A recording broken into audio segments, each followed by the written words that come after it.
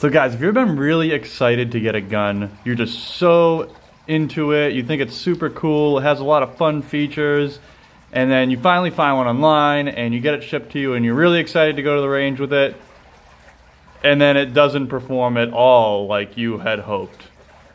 This is the Sig Sauer Canebrake, and that is my story that you're going to be told right now. The Sig Sauer Canebrake is simply a Sig Sauer Rattler, and you can see it right there. It just says Rattler on the side. It is a Sig Sauer Rattler, Cerakoted in E190 tan. It's like a dark tan or a light brown with a larger handguard so that you can put your silencer inside the handguard, attach it to the 5.5-inch barrel, and then you have a really small overall size. So all these features get you kind of excited. You know, it has the brace that's easily collapsible and folded to the side. It's a really cool concept. However, let's just get right into this. This thing sucks from the factory, guys. It is not very good. I am not excited about this gun at all. I just took it to the range and I put about 250 rounds through it, and let's get right into the bad, because that is the glaring part of this gun. It does a lot of things right. It does a lot of things that are innovative, but then it has some huge swing and a miss deal breakers. And let's start right off with, it does not run subsonic ammo at all. It is 0% reliable with subsonic ammo. I tried 4 different subsonic ammo manufacturer rounds, self-defense rounds, high-quality self-defense rounds, namely from Sig Sauer, their new subsonic self-defense ammo. And I tried Hornady's, like 190 grain, 190 something grain. I tried their ammo. I tried Atomic 260 grain ammo. And then I tried my S&B, I think it's 200 grain or 205 grain, just range ammo, and none of it could lock the gun back or cycle it in any way without a real silencer on it. So if you guys aren't familiar with the Canebrake, it has this fake silencer on it. It is just an inert training device. It is just a big tube that is weighted and balanced to mimic one of Sig's suppressors, their 7.62 suppressor. So when you get the gun, you can kind of start training with it. I mean, in theory you could have, if the gun worked, but it doesn't. You could kind of start training with it, and it would have the same balance and stuff as when your can finally gets out of jail. I am simply waiting for my QD muzzle brake to come, my OSS QD muzzle brake. Right now, gun manufacturers and stores are so backlogged. I've ordered this thing like 2 weeks ago and I still haven't gotten my QD muzzle brake, so I can't put my OSS can on here. But the bigger problem is the OSS can doesn't really increase back pressure. So the back pressure problems I'm having right now cycling this thing with subsonic ammo are not going to go away, seemingly so, unless the OSS can adds just enough to get it to cycle. But this thing wasn't even close, man. I couldn't get 2 consecutive rounds out of this gun with subsonic ammo. And some people might say like, oh, well, that's not that big of a deal. It is a huge deal, because if your gun will not work with your ammo without a silencer on it, it's junk. This thing is totally useless. This thing is a big paperweight without a silencer, and namely a silencer that adds back pressure. And I had the gas. You ever see there's an adjustable gas system. I had the gas on the highest setting, and I tried it on the other setting just in case, for the hell of it. It doesn't run on any kind of setting. So a lot of guys, when you transport your gun, you're going to take the silencer off of it because it's a little bit shorter. Even on this Canebrake, you get this much room. So say you have this in a small backpack, something like that, and you just unscrew your silencer, your QD silencer, unscrew it just so it fits in the backpack nice and nice. You're going to carry it around. This is going to be your own personal PDW. Or maybe you want to go, this is your go-to self-defense firearm, and you want to go to a training class and it's not where you can have a suppressor, or you don't feel like taking the hassle of taking your suppressor. You cannot use this gun with your normally used subsonic ammo. That is a huge miss. That is such crap. The PDW that you guys saw I built in a couple of videos ago, that thing runs amazing, soft shooting, It runs supersonic, subsonic, silenced, unsilenced, runs 100%, and that's a home build. And this gun is made like this from the factory, and it doesn't friggin' work.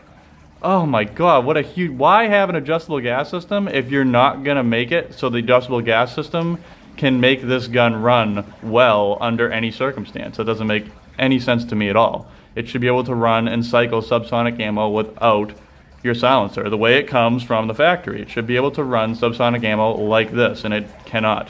And that is just total deal breaker. I think this is just such a huge disappointment.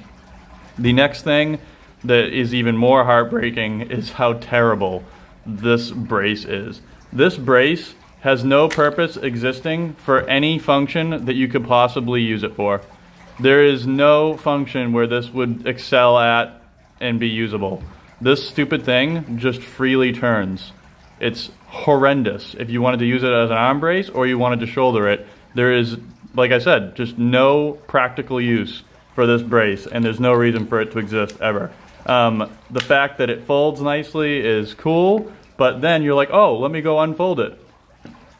Oh, shit, that does that. Oh, let me go unfold it. I'll grab the whole thing.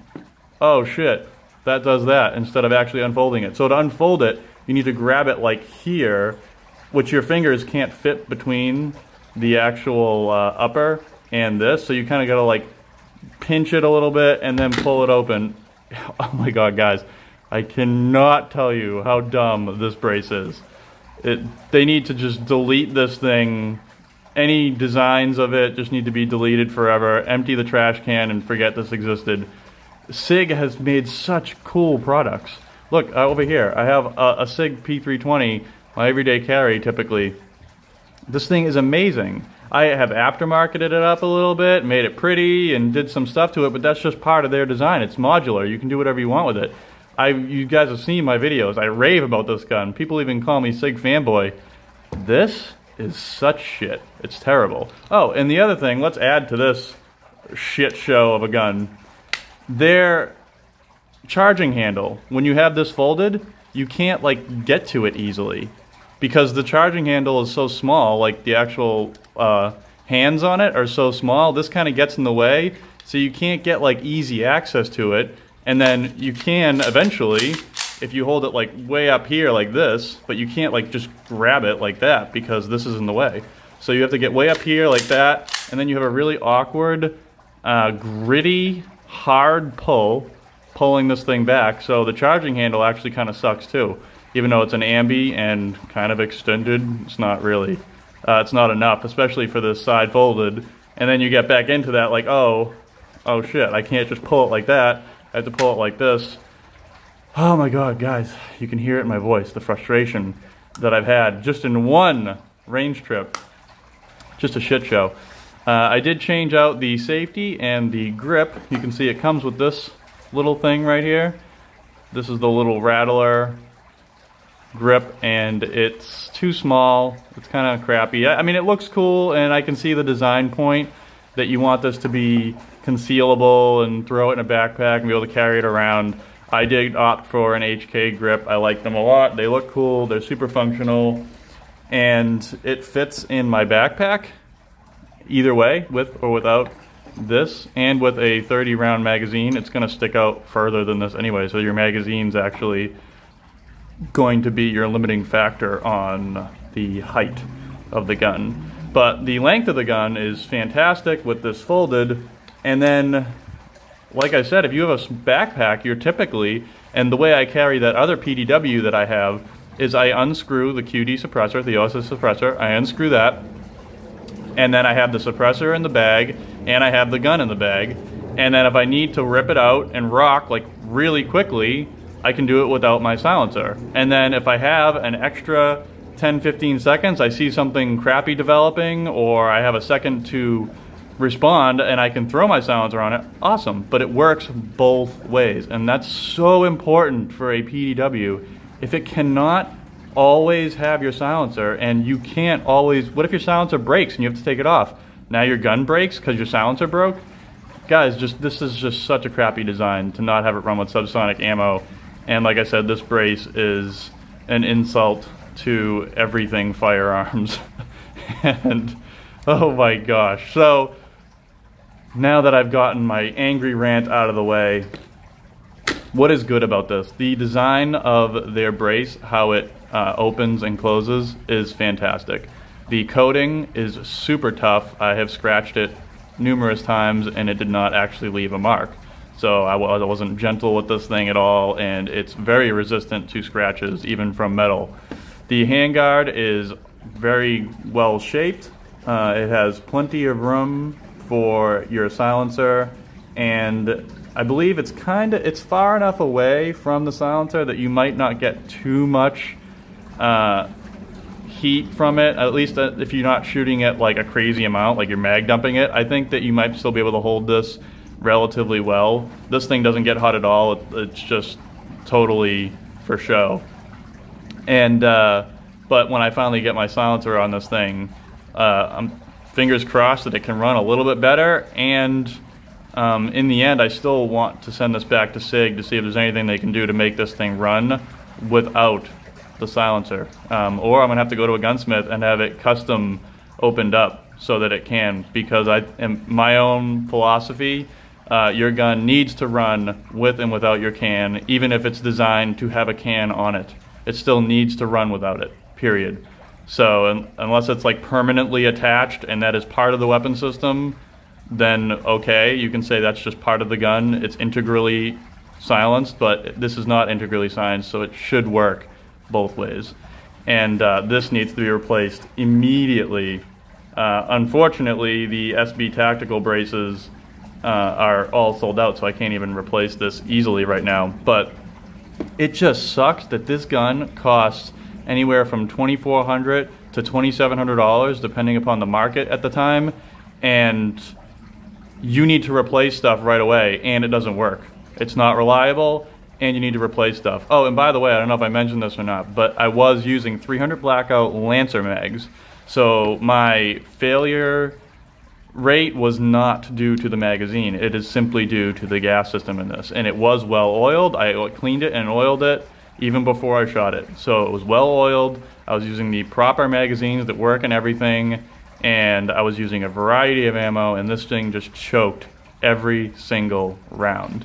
It did work with supersonic ammo, but that is irrelevant if it doesn't work with subsonic ammo, which clearly this gun is intended to run most of the time, as it's an integrally, well, no, it's not integrally silenced, but it's made to be silenced pretty much, obviously, with their fake can preparing you for it and the handguard made to accept it. So this gun is obviously entirely designed to be silenced, and you're going to shoot subsonic ammo most of the time. So the fact that it ran supersonic is kind of neither here nor there. So yeah, the trigger is also highly mediocre. There is nothing awesome about it. There's nothing terrible about it. You have zero take-up. There is just a solid one-stage trigger. You get about 4 pounds, 5 pounds, yeah, it's like 5 pounds-ish pull, and then reset. It's nice and short, super audible. So the trigger is just kind of like mediocre, I'd say. I mean, I've bought a $150 AR trigger that is better than this. So, I mean, but it is a decent trigger. I was shooting accurately, 1 round at a time. I was shooting accurately. And so yeah, I mean, just overall, this is just such a really cool concept, but very poor implementation by Sig. So this is just my initial review of this thing. I'm going to try to fix it up, get it working, and then we're actually going to go head-to-head with this thing and my own PDW build. You guys know how much I love that thing. Right now, this thing can't even hold a candle to it. So we'll see how we go. We'll see how this thing functions in the future with the silencer on it, and if I can get it running without. So I'm going to be calling Sig and see if they have any input on this factor as well. So I will catch you guys later. Hope you enjoyed my angry rant on the new Sig Sauer Canebrake, and catch you guys next time with an update video. See ya.